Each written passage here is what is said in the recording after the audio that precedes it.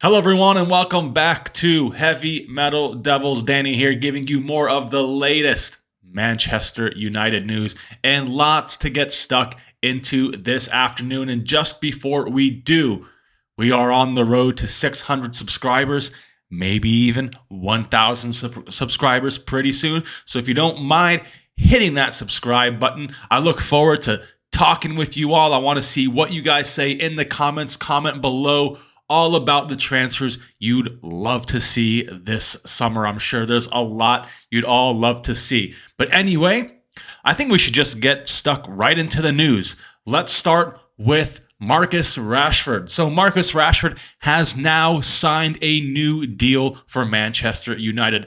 We all knew this was happening. It actually took a bit longer than we all expected. He only has 1 year left on his contract that the club triggered just last year. And it looks like this new contract is going to be worth up to £375,000 per week. Now, let's first talk about Marcus Rashford.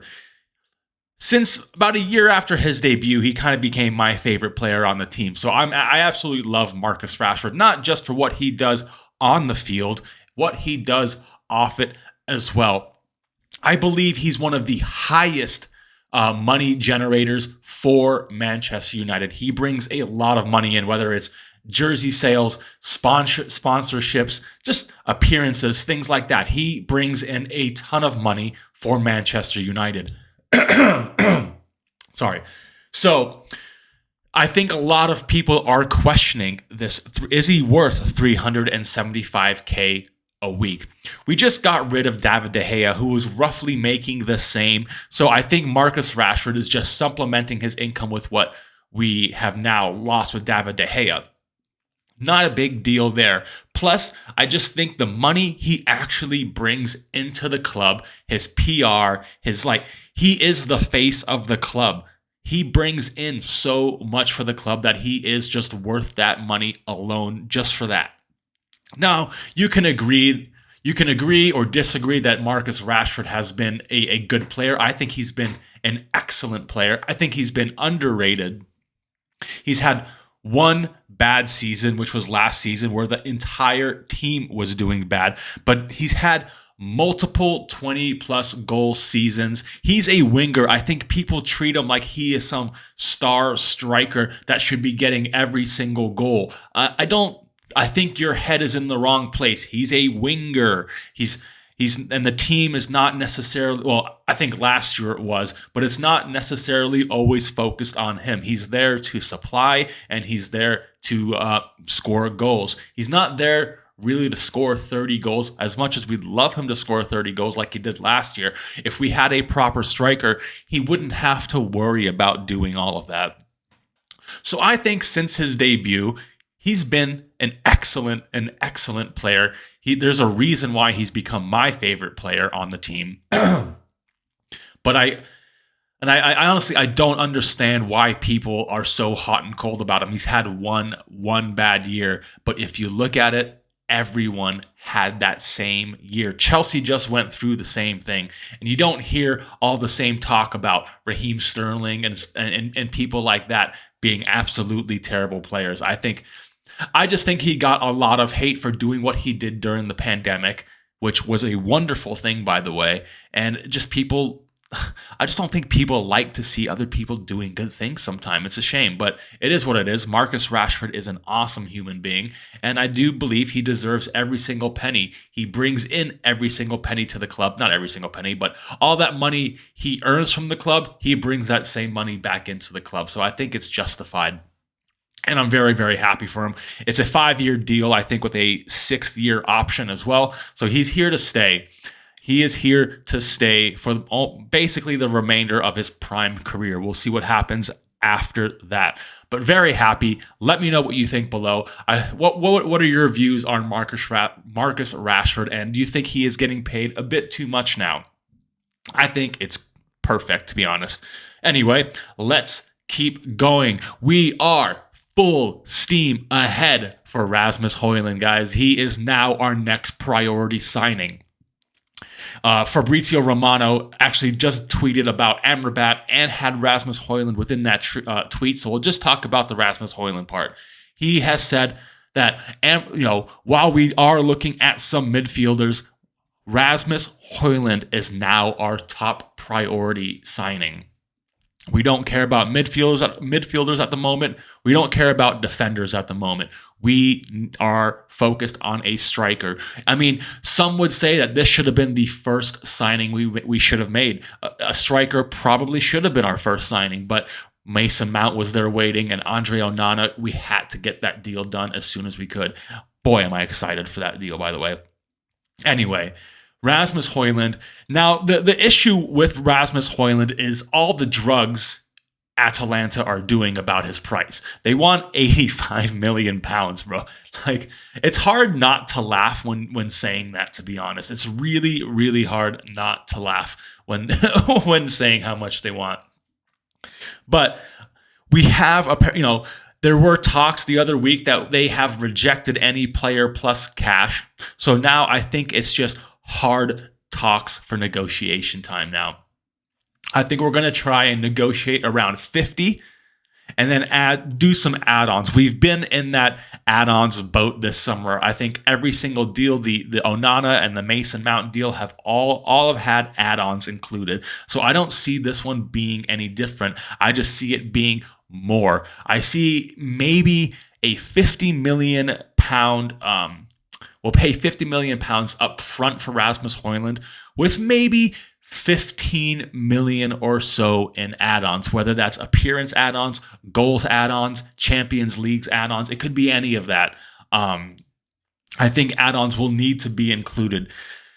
We'll see now if we can actually get a player over there as well. We've kind of pitched players like Mason Greenwood. We've pitched Donny van der Beek as well. And I think we've also pitched Anthony Martial, and they've rejected every single one. It would be nice if we could get one of our players off the books and get a new striker in, but I'm not sure that is going to happen. It's gonna be an interesting season having a 20-year-old striker up front. I don't even know if he's going to be, well, I guess for that price that we're being touted at, he is going to be our starting striker. You can't just buy someone for that price without another big striker ahead of him and expect him not to start. But yeah, we are going full on right now for Rasmus Hojlund. Just trying to see if anything else is broken out. I'll mention this. So this is coming from the Metro. So apparently Juventus and Inter Milan are now dreaming of signing Rasmus Hojlund. We all know that, I don't know if you've looked at the news about Inter Milan over the last couple of days, but apparently they're super pissed off with Romelu Lukaku and have canceled any potential contract that he may have had ready to sign for that club. Apparently, he was talking with Juventus, and that really pissed off Inter, so they pulled the contract that was all ready to go with Chelsea. So this kind of does open the door for a Rasmus Hojlund move, and we all know that also Juventus are trying to get rid of Dusan Vlahovic. So if they do that, there could be a way for Rasmus Hojlund to go there. But here is where I think all of that might be bullshit. Just 1 second. Erik ten Hag adores Rasmus Hojlund. He sees them as his perfect striker. Rasmus Hojlund, on top of that, adores Manchester United. He's come out and publicly said, I want to play for Manchester United. He's basically he's basically just waiting until we are ready to go grab him. And I think Atalanta understand that. And I think Rasmus Hojlund understands that this move is going to happen. It's very exciting. So if you're starting to see news about Inter Milan and about Juventus potentially putting in bids for Rasmus Hojlund, while they might do that, I don't see it actually happening. I think he is going to sit tight and wait for us. He knows that we are coming. The thing is, I put on the thumbnail, is this going to happen this week? No, it's not. It will not happen this week. You've seen how we do transfers. This transfer will not happen this week. Sorry, my chest is rough today.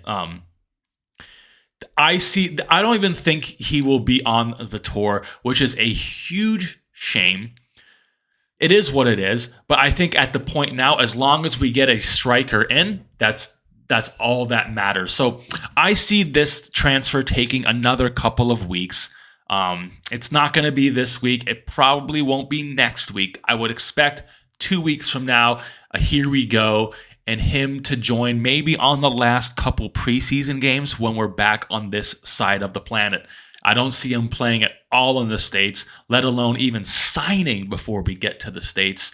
That is kind of off the table unless a miracle happens, unless something drastic changes with the Atalanta price tag. I don't see this happening at all in the next 10 days to 14 days. Now, it could change. Things could always change. We were expecting an Onana, here we go, for days, and it came on a random Sunday night. Who knows? Maybe Tuesday, maybe Wednesday night, some miracle has happened with Rasmus Hojlund. We do know that the clubs have been talking for weeks now, so maybe something there has already been set in place for us just to sign, and he's our player. I highly doubt it, though. I would expect this in about 2 weeks' time as we're coming back from the U.S. tour.